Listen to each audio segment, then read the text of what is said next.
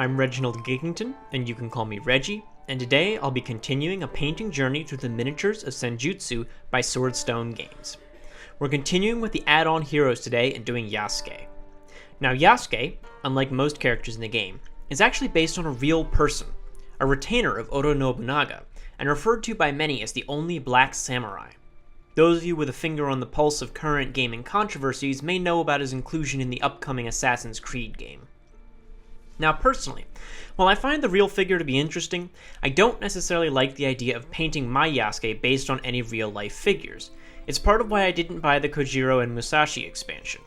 But I like the idea that my Senjutsu minis could be anyone in Japan, having any fight at any time.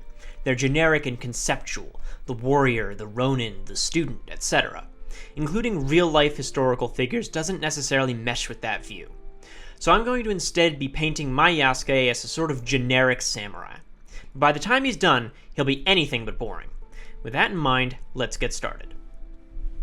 As usual, after a black prime, we're going to start with our base coats.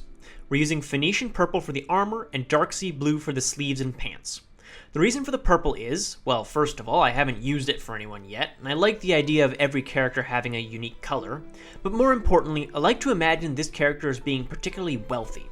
They're dual-wielding, which is irregular, and I like to imagine it being a statement of their wealth that they're able to afford two swords. To that end, I selected purple, which has a long history, at least here in the West, of being associated with royalty. It was an extremely rare dye made out of snails, and so it was reserved for the ultra-rich.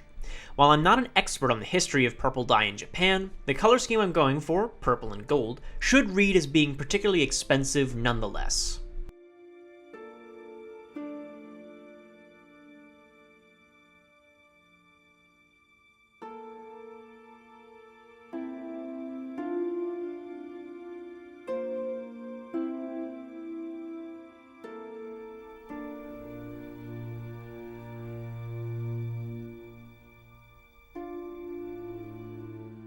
We're doing some of the brown elements now.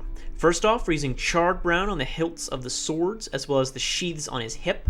Then, we're using Steel Legion drab to undercoat the belt and all of the straps on the armor. We're also going to go all over his feet and his sandals, plus his fingers. Many of these elements are going to become yellow later, so it's easier to paint yellow over lighter and more yellowish colors rather than black.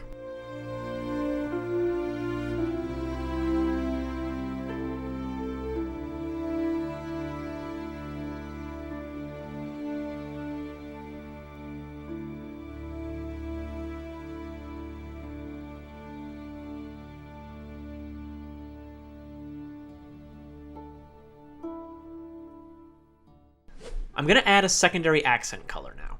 Inspiration struck me very suddenly in the process of painting to make his face into a red mask. I want to say this decision was influenced by Higgs in the trailer for Death Stranding 2, or perhaps it comes from Bearlit in Berserk, but regardless of what exactly led me to this position, I decided to just go for it, and the results will ultimately speak for themselves.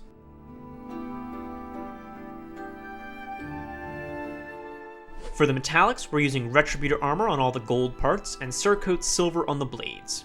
Those gold parts are going to be all of the studs on the armor, the trim on the torso plates, the crest and flaps on the helmet, the Suba on his katana, his knee pads, and the plates on the backs of his hands.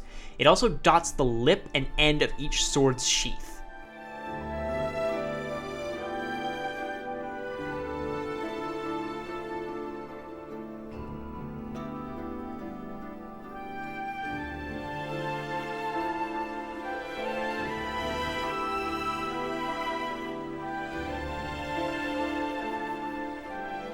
We're using some washes now. Coelia Green Shade is going on all the cloth elements. Flesh Wash is going on all the gold parts, wherever practical. That is to say, don't bother with the studs, since they're too small.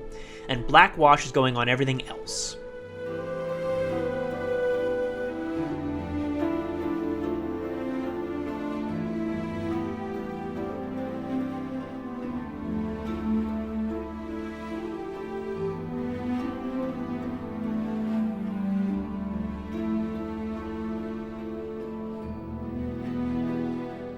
We're using Gold Yellow and Flash Gets Yellow next.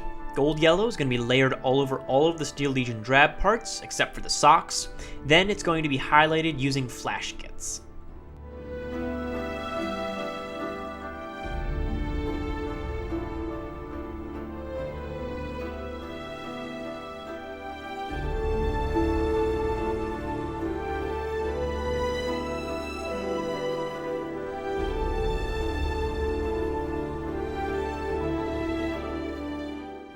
We're going to freehand a design on the mask now using gold yellow and corn red. I'm doing a little vertical line coming off the bottom lip and from under each eye. You can then clean up that design and highlight the face using corn red. I also dot Doom Death Black on the eyes and lips to enhance their presence.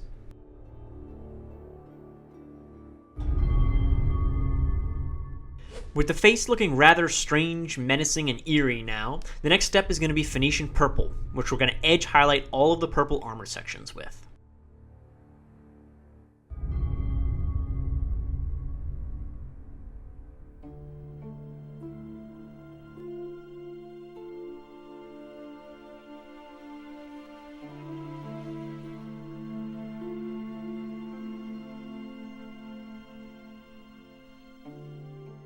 The next step is going to be Retributor Armor, applied as a highlight to all of the gold elements. If you messed up those studs doing your purple highlights, now's the time to fix them.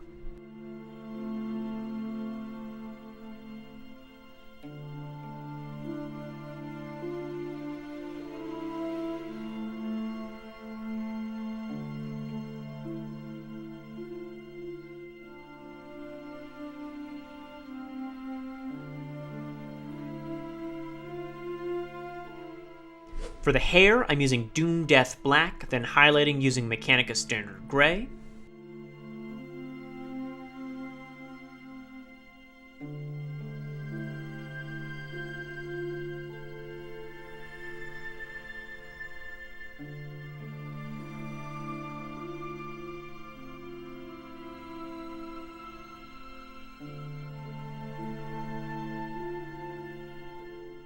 Yasuke is standing in a Zen garden, so I'm going to start by doing the sand in buff and the stones in Mechanica Standard Gray.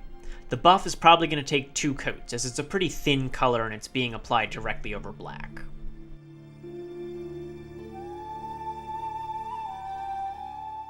We're going to finish the base using a black wash all over, and once that's dried, doing a dry brush of buff on the sand again. Lastly, Jokero Orange is going on the directional arrow.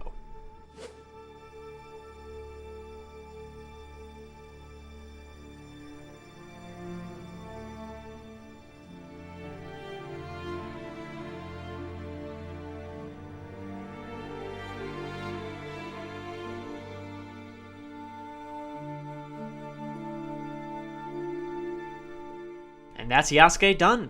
The color scheme conjures an image of richness, and the custom mask is particularly menacing. All in all, I think we've successfully made a rather unique looking samurai who still fits in comfortably with the rest of our characters.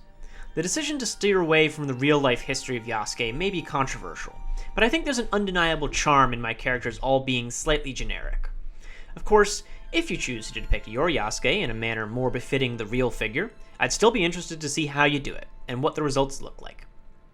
Have fun painting your Senjutsu miniatures, and feel free to tag me on Instagram @ReggieGick to show me how yours turn out. Links to my affiliated socials can be found in the description. Feel free to subscribe or like the video if you enjoyed it, and I'll see you soon with another painting tutorial.